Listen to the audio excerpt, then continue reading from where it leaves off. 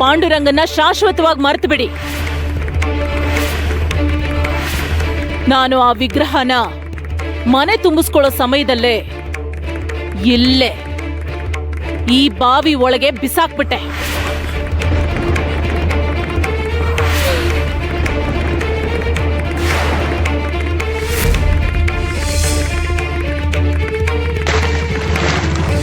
ಮುಳುಗೋದ ನಿಮ್ಮ ಪಾಂಡುರಂಗ, ಮುಳುಗೋದ.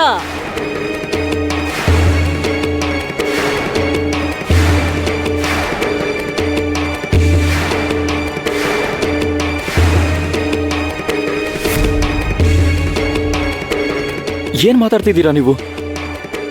ಅಲ್ಲ, ಸಕ್ಕು ಅವ್ರ ಮಾವನವರು ಪಾಂಡುರಂಗನಿಗೆ ಪರಮ ಭಕ್ತರು ಅಲ್ವಾ?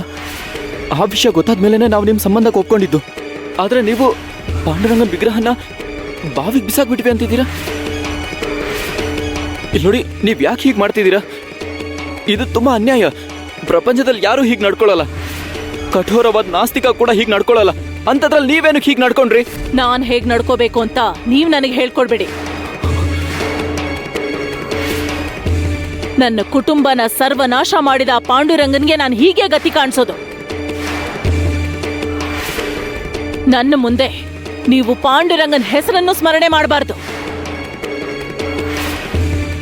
ನಿಮಗ್ ಮಾತ್ರ ಅಲ್ಲ, ನಿಮ್ಮ ಮಗಳಿಗೂ ನಾನು ಇದನ್ನೇ ಹೇಳಿದ್ದೀನಿ.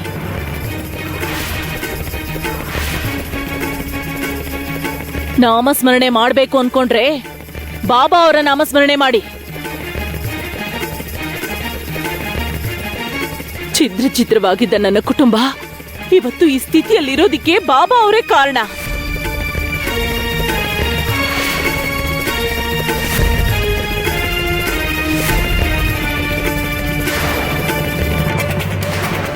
ದೊಡ್ಡಮ್ಮವರು ಸಿಡಿಮದ್ದಿನ ಹಾಗೆ ಸಿಡಿದೆದ್ದಿದ್ದಾರೆ.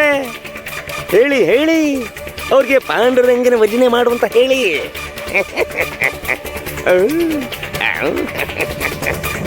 ಅದು ದಾಮು ಮಾವ ಯಶವಂತ ಸಿರಪುರಕ್ಕೆ ಹೋಗಿದ್ದಾನಂತೆ. ನೋಡಿದ್ರ, ನಾನು ಅನ್ಕೊಂಡೆ ನೀವು ಬರ್ತಿದ್ದೀರಾ ಅಂತ ವಿಷಯ ತಿಳ್ಕೊಂಡು ಬೇಕು ಅಂತಾನೆ ಬೇರೆ ಊರಿಗೆ ಹೋಗ್ಬಿಟ್ಟಿದ್ದಾನೆ. ನನ್ ಸಮಯ ವ್ಯರ್ಥ ಆಯ್ತು. ಅಮ್ಮಯ್ಯ, ನಾನ್ ಬದುಕೊಂಡೆ. ಅವನಿದ್ದಿದ್ರೆ ಸಿಕ್ಕಾಕೊಳ್ತಿದ್ದೆ. ಒಳ್ಳೇದಾಯ್ತು. ನೀವು ಯಾರ್ಯಾರ ಹತ್ರ ವಸೂಲಿ ಮಾಡಿದ್ರಿ? ಯಾರಾದ್ರೂ ಕೊಡದೇ ಇದ್ರೆ? ಸಕ್ಕು ಬಂದ ಮೊದಲನೇ ದಿನಾನೇ ನಾನು ಹೇಳ್ದೆ, ಮನೆ ತುಂಬಿಸ್ಕೊಳ್ಳೋ ಸಮಯದಲ್ಲೇ ಅವಳಿಗೆ ಹೇಳಿದ್ದೆ, ಈ ಮನೆಯಲ್ಲಿ ಪಾಂಡುರಂಗನ ನಾಮಸ್ಮರಣೆ ಮಾಡಬಾರ್ದು ಅಂತ. ಅದು ನಿಷಿದ್ಧ ಅಂತ ಹೇಳಿದ್ದೆ. ನೀವ್ ಏನ್ ಮಾತಾಡ್ತಿದ್ದೀರಾ? ನಾನ್ ಎಲ್ಲೂ ಕೇಳಲಿಲ್ಲ, ಇಲ್ಲಿವರೆಗೂ ಎಲ್ಲೂ ನೋಡಿಲ್ಲ. ಸಾಕ್ಷಾತ್ ಸರ್ವಂತರ್ಯಾಮಿ ಆಗಿರೋ ಪಾಂಡುರಂಗನ ನೀವು ನಿಷೇಧಿಸ್ತೀರಾ? ಅವನನ್ನ ನಿಷೇಧಿಸೋದಕ್ಕೆ ನಾವ್ಯಾರು ಹೇಳಿ? ಇಂಥ ಪಾಪನ್ ಮಾಡಬೇಡಿ. ನೋಡಿ, ನೀವ್ ಏನ್ ಮಾಡ್ತಿದ್ದೀರಾ ಅಂತ ನಿಮಗೆ ಅರ್ಥ ಆಗ್ತಿದ್ಯೋ ಇಲ್ವೋ? ನೋಡಿ, ನೀವ್ ಯಾರನ್ನಾದ್ರೂ ನಿಂದಿಸ್ಬೇಕು ಅನ್ಕೊಂಡಿದ್ರೆ ನಮ್ಮೂ ನಿನ್ಸಿ, ಆದ್ರೆ ಪಾಂಡುರಂಗನಿಗೇನು ಅನ್ಬೇಡಿ. ನಿಮಗಿಷ್ಟೊಂದು ಅಹಂಕಾರ ಒಳ್ಳೇದಲ್ಲ. ಅಹಂಕಾರನ? ನನಗೆ ಅಹಂಕಾರ ಅಂತೀಯ? ಏನದು? ಅಲ್ಲೇನ್ ನಡೀತಾ ಇದೆ? ಯಾರೋ ಜೋರಾಗಿ ಮಾತಾಡ್ತಾ ಇದಾರೆ. ಸಕ್ಕು ಅಮ್ಮವ್ರ ಅಪ್ಪ ಅಮ್ಮ ಬಂದಿದ್ದಾರೆ. ಅಲ್ಲ, ಅವ್ರು ಯಾಕೆ ಕೂಗಾಡ್ತಾ ಇದಾರೆ? ಯಾರ ಮೇಲೆ ಕೂಗಾಡ್ತಾ ಇದಾರೆ? ಅದೇನಂದ್ರೆ, ಅವರು ನಮ್ಮ ದೊಡ್ಡಮ್ಮವ್ರ ಮೇಲೆ ಆರೋಪ ಮಾಡಿದ್ರು.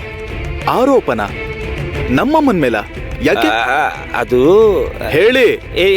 ಹೇಳಬೇಕು ಅಂದ್ರೆ ಮಾತುಗಳೇ ಬರ್ತಾ ಇಲ್ಲ. ಅದು ಚಿನ್ನದ ಒಡವೆಗಳನ್ನ ದೊಡ್ಡಮ್ಮವರೇ ಬದಲಾಯಿಸ್ಬಿಟ್ರು ಅಂತಿದ್ದಾರೆ. ಏನೋ? ನಮ್ಮಮ್ಮನ್ಗೆ ಅವ್ರು ಹಾಗೆ ಹೇಳ್ತಾ ಇದಾರ? ನಾನು ಅವ್ರಿಗೆ ಒಂದೇ ಒಂದ್ ಮಾತು ಅಂದೆ ಅವ್ರನ್ನ ವಹಿಸ್ಕೊಂಡ್ ಮಾತಾಡಿದ್ರೆ ನಮ್ಮಮ್ಮನ ಬಗ್ಗೆ ಅವ್ರು ಆ ರೀತಿ ಮಾತಾಡ್ತಾ ಇದಾರ? ಅಯ್ಯೋ ಯಜಮಾನ್ರೆ, ಅವರು ಹೊರಗೆ ಕಾಣಿಸ್ಕೊಳ್ಳೋಷ್ಟು ಒಳ್ಳೆಯವರಲ್ಲ.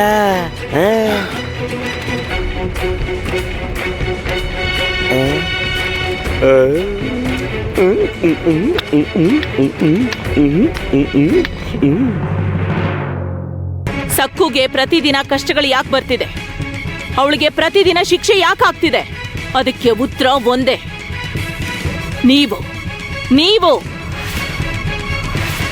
ನೀವೇ ಚಿಕ್ಕ ವಯಸ್ಸಿಂದ ಅವಳಿಗೆ ಪಾಂಡುರಂಗನ ಪೂಜೆ ಮಾಡು ಅಂತ ಹೇಳ್ಕೊಟ್ಟಿದ್ದೀರಾ. ಅದಕ್ಕೆ ಅವಳಿಗೆ ಹೀಗಾಗ್ತಿದೆ.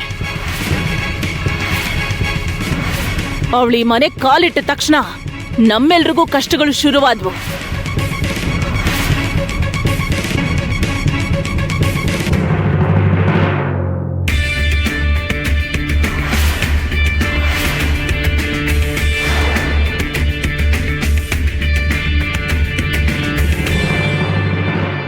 ಏನ್ ಮಾತಾಡ್ತಿದ್ದೀರಾ? ಏನ್ ಮಾತಾಡ್ತಿದ್ದೀರಾ? ಏನ್ ಮಾತಾಡ್ತಿದ್ದೀರಾ ನೀವು? ಅಯ್ಯೋ, 3 ಲೋಕನ ಕಾಪಾಡೋ ಅವನನ್ನೇ ನೀವು ತಪ್ಪಂತಿದ್ದೀರಾ. ನೀವು ಅವನನ್ನ ಪೂಜೆ ಮಾಡದೇ ಇದ್ರೂ ಪರವಾಗಿಲ್ಲ, ದಯವಿಟ್ಟು ನೀವು ಅವನನ್ನ ನಿಂದಿಸ್ಬೇಡಿ. ಸಕ್ಕುಗ್ ಬಂದಿರೋ ಕಷ್ಟಗಳಿಗೆ ಕಾರಣ ಪಾಂಡುರಂಗ ಅಲ್ಲ, ಕಾರಣ ನೀವು.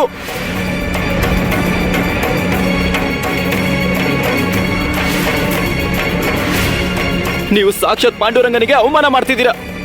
ಅದಕ್ಕೆ ನಿಮ್ ಮನ್ಸಲ್ಲಿ ಸ್ವಲ್ಪನೂ ಕನಿಕರ, ದಯೆ, ಕರುಣೆ ಅನ್ನೋದೇ ಇಲ್ಲ. 3 ಲೋಕನು ಕಾಪಾಡೋ ಜಗನ್ನಾಥನನ್ನೇ ನೀವು ಬೇಡ ಅಂತಿದ್ದೀರಾ. ಅವನನ್ನ ತಿರಸ್ಕಾರ ಮಾಡಬೇಡಿ, ಅವನನ್ನ ನಿಂದಿಸ್ಬೇಡಿ, ಅವನನ್ನ ಬೇಡ ಅಂತ ಹೇಳ್ಬೇಡಿ. ನಿಲ್ಸಿ.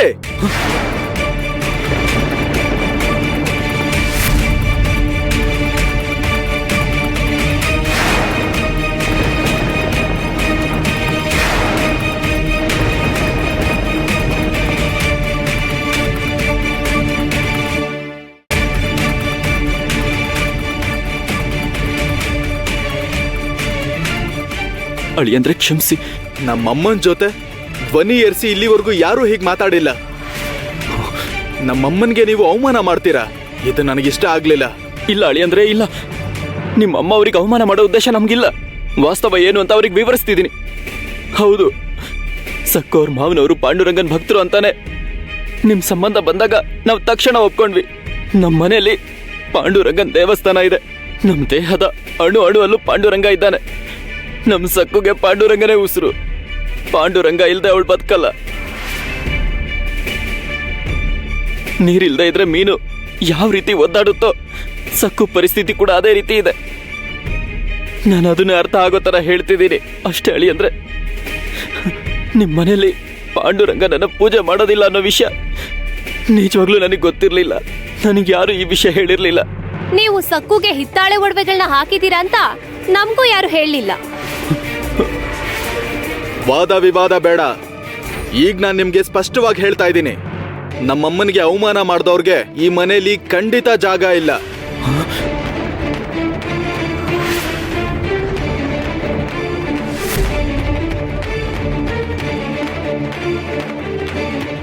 ಅವರು ಯಾರಿಗ್ ಪೂಜೆ ಮಾಡಬೇಕು, ಯಾರಿಗ್ ಪೂಜೆ ಮಾಡಬಾರ್ದು, ಇದೆಲ್ಲ ಅವ್ರಿಚ್ಛೆ. ನಿಮ್ಮ ಅಭಿಪ್ರಾಯಗಳನ್ನ ಬಲವಂತವಾಗಿ ಅವ್ರ ಮೇಲೆ ಹೇರಬೇಡಿ. ನೀವು ನಮ್ಮಮ್ಮನ ಮೇಲೆ ಅಧಿಕಾರ ಚಲಾಯಿಸ್ತಾ ಇದ್ದೀರಾ. ನಾನ್ ನಿಮ್ಗೆ ಅವಮಾನ ಮಾಡೋದಕ್ಕೂ ಮುಂಚೆ ನೀವು ಇಲ್ಲಿಂದ ಹೊರಟೋಗಿ.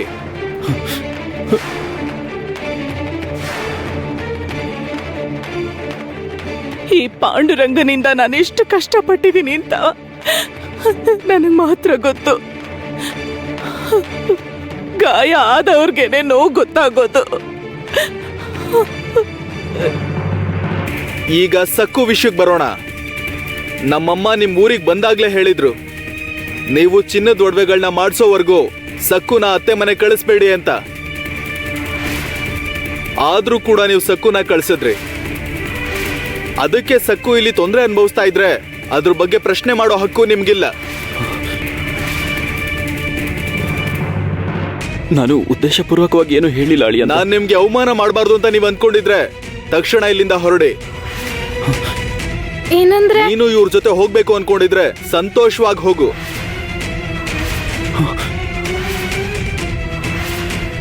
ನಿನಗೂ ವಿಮುಕ್ತಿ ಸಿಗುತ್ತೆ, ನಮಗೂ ವಿಮುಕ್ತಿ ಸಿಗುತ್ತೆ. ಅಮ್ಮ ಹೋಗೋಣ, ನಡೀರಿ. ಸರಿ ದಿಗ್ಗು. ಒಳಗ್ ನಡೀರಿ. ಯಮುನಾ ಅಕ್ಕ, ನೀನು ಒಳಗ್ ನಡಿ. ನೀವು ಹೊರಡೋದೇ ಒಳ್ಳೇದು. ಅಮ್ಮ ನಡೀರಿ. ಸರಿನಪ್ಪ. ಏನಂದ್ರೆ ಅಳಿ ಅಂದ್ರೆ ಅಳಿ.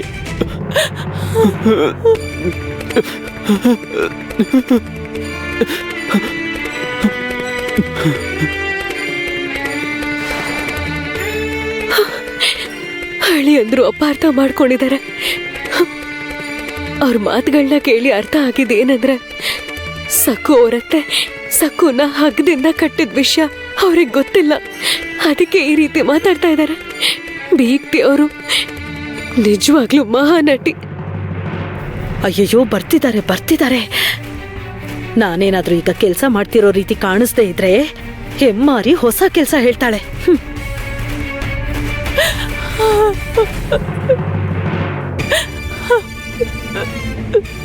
ಸಂಕಟ ಪಡ್ಬೇಡ ಅಮ್ಮ. ಆ ಸಕ್ಕು ಅವ್ರ ಅಪ್ಪ ಅಮ್ಮ ಒಳ್ಳೆಯವರಲ್ಲ, ತುಂಬಾ ಕೆಟ್ಟವ್ರು. ಬಾ ಅಮ್ಮ. ಅಮ್ಮ ಬಾ ಹೋಗೋಣ. ಅಮ್ಮ ನನ್ನ ಕೈ ಹಿಡ್ಕೋ ಅಮ್ಮ, ನಿನ್ ಕೋಣೆ ಕರ್ಕೊಂಡು ಹೋಗ್ತೇನೆ, ಬಾ.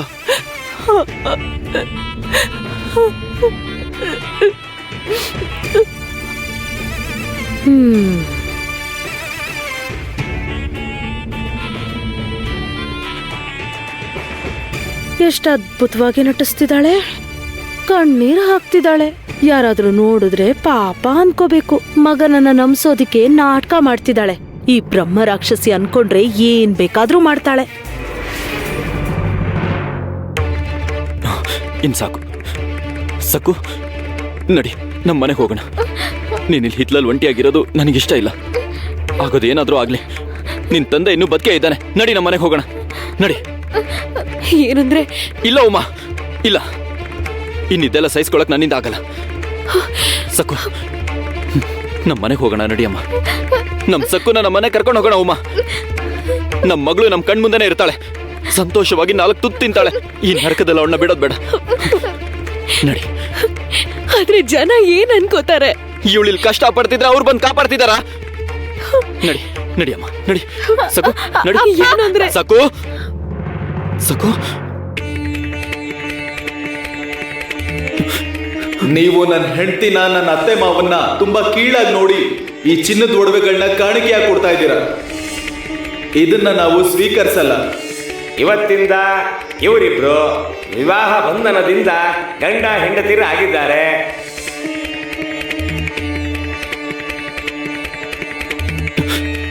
ಅಮ್ಮ, ಮದ್ವೆಲಿ ಸಪ್ತಪದಿ ಸಮಯದಲ್ಲಿ ಜೀವನ ಪೂರ್ತಿ ನಿಮಗೆ ಜೊತೆಯಾಗಿರ್ತೀನಿ ಅಂತ ಅವ್ರಿಗೆ ಮಾತು ಕೊಟ್ಟಿದ್ದೀನಿ. ಮತ್ತೆ ಈಗ ನಾನು ತವ್ರ ಮನೆಗೆ ಹೇಗೆ ಬರೋಕ್ಕಾಗತ್ತೆ ಹೇಳಮ್ಮ? ಹೇಗೆ ಬರೋಕ್ಕಾಗತ್ತೆ? ಈಗ ಇದೇ ಅಲ್ವಾ ನನ್ನ ಮನೆ? ನಾನು ಇರಬೇಕಾಗಿರೋದು ಇಲ್ಲೇ ಅಲ್ವಾ?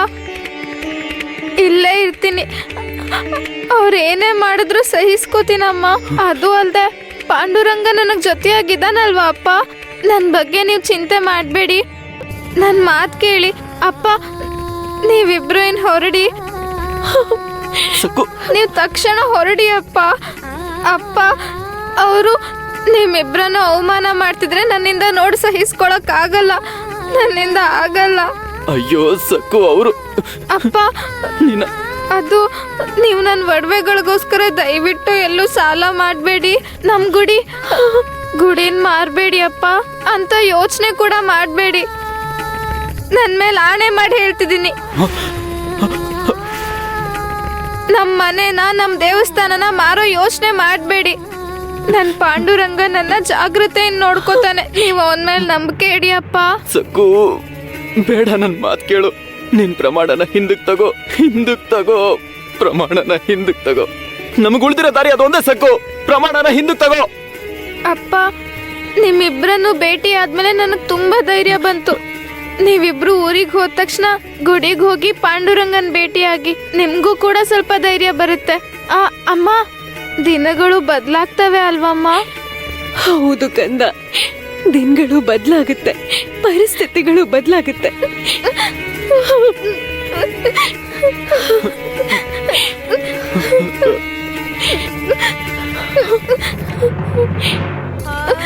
ನಿನ್ನಲ್ಲಿ ಪಾಂಡುರಂಗ ಇದ್ದಾನಮ್ಮ.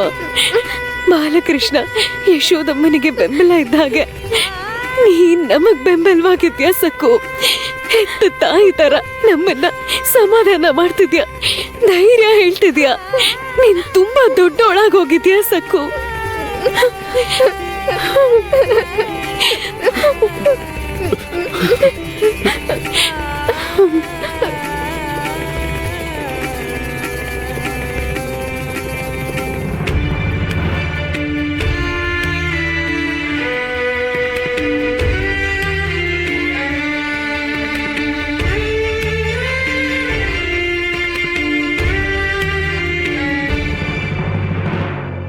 ನೀನ್ ಬಂದಿದ್ದು ತುಂಬಾ ಒಳ್ಳೇದಾಯ್ತು ದಿಗು.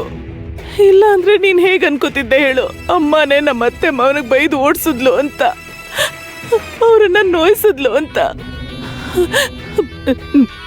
ನಿನಗೆ ಈ ಒಳ್ಳೆ ಬುದ್ಧಿನ ಬಾಬಾ ಅವರೇ ಕೊಟ್ಟಿದ್ದಾರೆ. ನನ್ನ ಅದೃಷ್ಟ. ಇಲ್ಲಮ್ಮ, ಅವ್ರು ನಿನ್ ಮೇಲೆ ಆರೋಪ ಮಾಡಿದ್ರು ಅಂತ ದಾಮು ಮಾವ ಹೇಳಿದ್ರು, ಅದಕ್ಕೆ ನಾನ್ ಬಂದೆ. ಜೀವನದಲ್ಲಿ ಯಾರು ನನಗಿಷ್ಟೊಂದು ಅವಮಾನ ಮಾಡಿರ್ಲಿಲ್ಲ. ಒಳ್ಳೆಯವರು ಅಮಾಯಕರು ಅಂತ ಯಾವಾಗ್ಲೂ ನೀನೇ ತಾನೇ ಅವ್ರ ಪರವಾಗಿ ಮಾತಾಡ್ತಿದ್ದೆ. ನಿನ್ಗೆ ಈಗ ಹೇಳ್ತಿದ್ದೀನಿ ಕೇಳೋದಿಗೋ, ಜೀವನದಲ್ಲಿ ಮೊದಲನೇ ಸಲ ಕಣ್ಣೀರ್ ಹಾಕ್ತಿದ್ದೀನಿ. ಅದಕ್ಕೆ ಅವರೇ ಕಾರಣ. ಅದೇನಂದ್ರೆ ಅಮ್ಮ, ಬುದ್ಧಿ ಬಂದಾಗ್ಲಿಂದನೂ ನೀನ್ ಅಳೋದನ್ನ ನೋಡೇ ಇಲ್ಲ. ನೀನ್ ಯಾವಾಗ್ಲೂ ಅಧಿಕಾರ ದರ್ಪದಿಂದ ಗದರ್ಸೋದನ್ನ ನೋಡಿದ್ದೀನಿ, ಆದ್ರೆ ಮೊದಲನೇ ಸಲ ನೀನ್ ಅಳೋದನ್ನ ನೋಡ್ತಾ ಇದ್ದೀನಿ. ಇದು ನೋಡ್ತೀನಿ ಅಂತ ನಾನು ಊಹೆ ಕೂಡ ಮಾಡಿರ್ಲಿಲ್ಲಮ್ಮ. ಮನ್ಸಿಗೆ ನೋವಾಗೋ ಹಾಗ ಅವ್ರು ಮಾತಾಡ್ತಿದ್ರೆ ಇನ್ನೇನ್ ಮಾಡಕ್ಕಾಗತ್ತೆ? ನಾನ್ ಯಾಕೆ ಒಡವೆಗಳನ್ನ ಬದಲಾಯಿಸ್ತೀನಿ?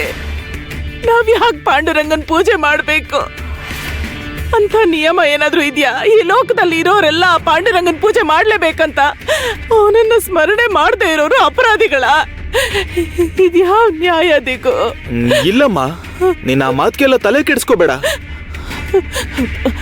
ಆದ್ರೆ ಅವ್ರಿಗೆ ನಿನ್ ಮೇಲೆ ತುಂಬಾ ನಂಬಿಕೆ ಇದೆ ದಿಗು. ಅವ್ರೇನಂದ್ರು ಗೊತ್ತಾ, ನೀನಿದ್ದಿದ್ರೆ ಅವ್ರ ಪರವಾಗಿ ಮಾತಾಡ್ತಿದ್ದಂತೆ. ತುಂಬಾ ಹಾರಾಡಿದ್ರು. ನಮ್ಮ ಅಳಿಯಂದ್ರೆ ಏನಾದ್ರು ಇಲ್ಲಿದ್ದಿದ್ರೆ ನಿಮ್ ಬಾಯಿಗೆ ಬೇಗ ಹಾಕ್ತಿದ್ರು ಅಂತ ನನಗಂದ್ರು.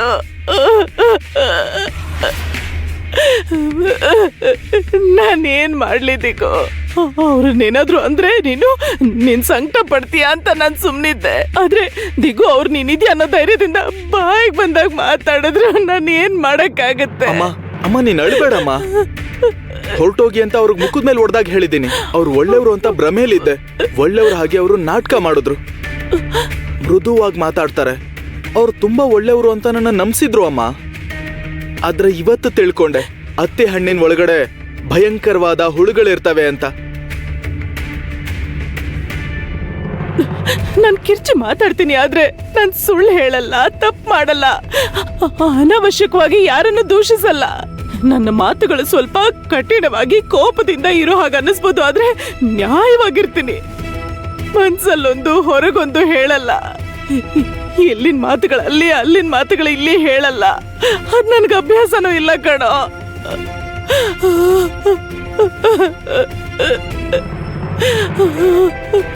ಅಮ್ಮ, ನಿನ್ ಸೊಸೆ ಇನ್ನೂ ಇಲ್ಲೇ ಇದ್ದಾಳೆ. ಅವ್ರಪ್ಪ ಅಮ್ಮ ಅವಳನ್ನ ಕರ್ಕೊಂಡು ಹೋಗ್ಲಿಲ್ಲ. ಈಗ ಏನ್ ಮಾಡ್ಬೇಕು ಅಂತೀಯಾ? ನಾನ್ ಏನ್ ಹೇಳಕ್ಕಾಗತ್ತೆ? ಹೇಳಿದ್ರೆ ಸುಮ್ನಿರ್ತಾಳ? ನನ್ನನ್ನ ಇದ್ರ ಮಧ್ಯೆ ಹೇಳಿಬೇಡ, ನನಗೇನು ಹೇಳ್ಬೇಡ. ಅವಳು ಅವಳಿಗಿಷ್ಟ ಬಂದಾಗ ಮಾಡ್ಕೊಳ್ಳಿ ಬಿಡು.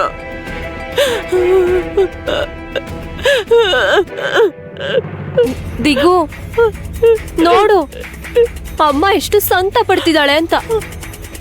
ನಗ್ನಗ್ತ ಮಹಾಲಕ್ಷ್ಮಿ ಹಾಗೆ ಇದ್ದಿದ್ ನಮ್ಮಮ್ಮ ಹೇಗ್ ಅಳ್ತಾ ಇದ್ದಾಳೆ ನೋಡು.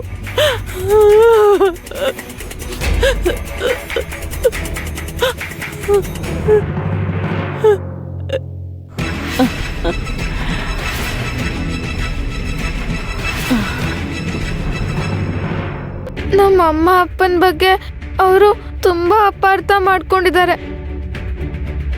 ಅದಕ್ಕೆ ಹೇಳ್ತಿರೋದನ್ನು ಕೇಳಿಸ್ಕೊಳ್ದೆ ಅವ್ರ ಮೇಲೆ ರೇಗಾಡಿದ್ರು.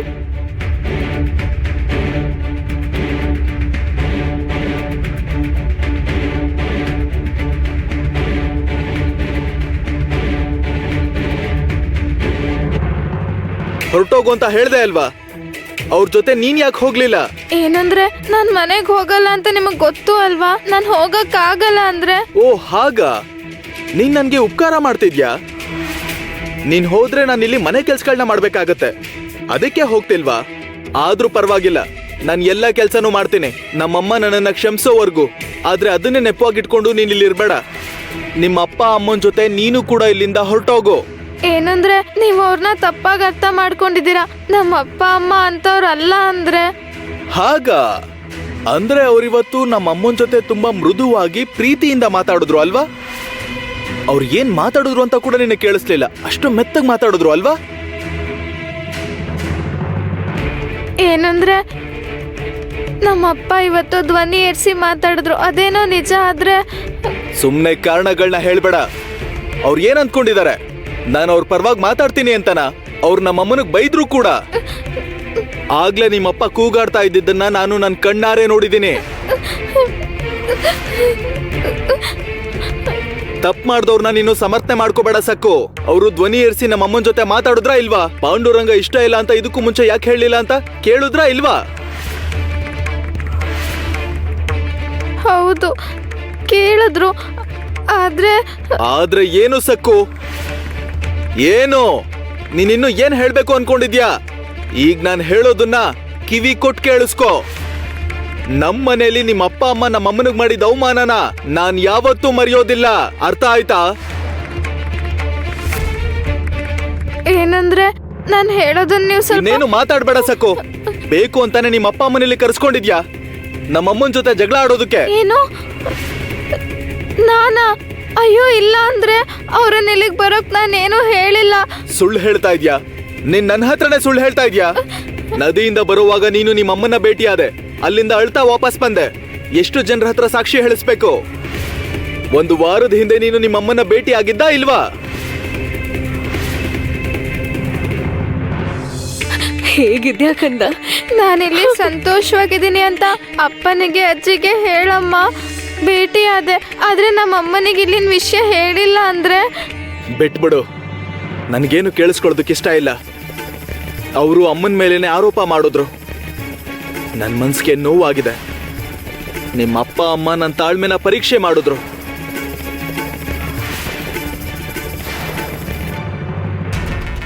ಅಮ್ಮ, ಅದ್ಭುತವಾಗಿ ನಾಟಕ ಆಡ್ದೆ. ನಾನು ಮೊದಲನೇ ಸಲ ನಿನ್ನ ಹೀಗ್ ನೋಡ್ತಿದ್ದೀನಿ. ಆ ವಿಷಯ ಬಿಡೆ, ನನ್ನ ದಿಗು ಪೂರ್ತಿಯಾಗಿ ನಂಬೇಕು, ಅದೇ ನನಗ್ ಮುಖ್ಯ. ಸಕ್ಕು ಕಣ್ಣೀರ್ ಹಾಕಿದ್ರೆ ಕರಗ್ ಹೋಗ್ತಾ ಇದ್ದ. ಆದ್ರೆ ಅವಳು ದಿನ ಅಳ್ತಾ ಇದ್ರೆ ಅವನ್ ಮಾತ್ರ ಏನ್ ಮಾಡಕ್ಕಾಗತ್ತೆ? ಮನೋರಮ ಕಣ್ಣೀರ್ಗೆ ಚಿನ್ನಕ್ಕಿಂತ ಬೆಲೆ ಜಾಸ್ತಿ ಇದೆ. ಅದಕ್ಕೆ ದಿಗು ಕರಗ್ ಹೋದ. ಸರಿ, ಅವ್ರು ಬಂದ್ ಹೋದ್ರು ಅನ್ನೋ ವಿಷಯನೇ ಮರ್ತ್ ಬಿಡೋಣ. ಇನ್ನು ದಿಗು ಅವಳ ಪರವಾಗಿರಲ್ಲ. ಅವಳು ಕನಿಕರದಿಂದ ನೋಡಿದ್ರು ಅವಳ ಹತ್ರ ಹೋಗಲ್ಲ, ತಲೆ ಕೆಡಿಸ್ಕೊಳ್ಳಲ್ಲ, ಸಹಾಯನೂ ಮಾಡಲ್ಲ. ಅವನ ಅತ್ತೆ ಮಾವನ್ ಬಗ್ಗೆ ಇವತ್ತು ಅವನ್ ಮನ್ಸಿನಲ್ಲಿ ನಾವು ವಿಷ ಬೀಜನ ಬಿತ್ತಿದೀವಿ. ಅದು ದೊಡ್ಡ ಮರ ಆಗುತ್ತೆ. ನಿನ್ನೆವರೆಗೂ ಅತ್ತೆ ಮಾವ ಅಂದ್ರೆ ಅವನಿಗೆ ತುಂಬಾ ಗೌರವ. ಇವತ್ತು ನಾನು ಅವನ್ನ ಬದಲಾಯಿಸ್ಬಿಟ್ಟೆ. ಈಗ ದಿಗು ಪೂರ್ತಿಯಾಗಿ ನಮ್ಮ ಪರವಾಗೇ ಇರ್ತಾನೆ.